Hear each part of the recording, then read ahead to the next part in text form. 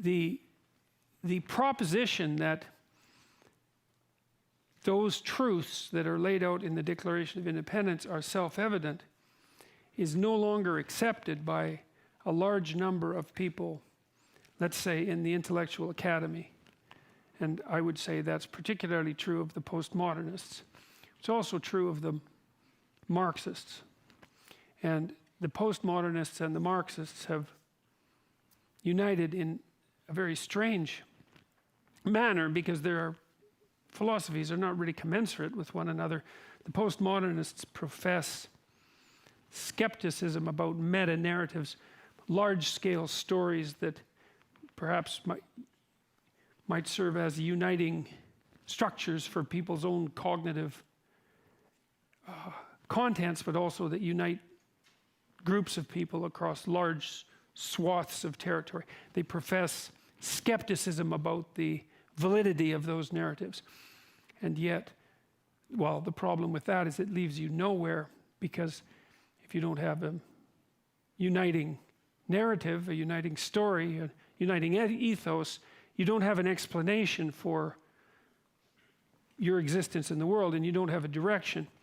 And that's not helpful, because you can't live without an explanation for your existence in the world and a direction. Or if you do live under those conditions, you're bound to be miserable. And the reason you're bound to be miserable is because, and I would say that this is technically true, that almost all the positive emotion that you're going to experience in your life is a consequence of pursuing valuable goals. It's not a consequence of attaining them. It's a consequence of positing them, aiming at them, and then observing yourself moving towards them. And that the sense that accompanies that, and we know the neurobiology of this sense actually quite well, the sense of that is one of forward movement and engagement and meaning and accomplishment. It's something like that. Hope, that's another way of thinking about it.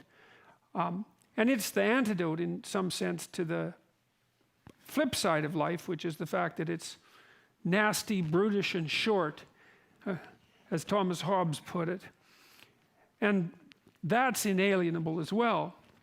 There's no escape from the limitations and suffering of life.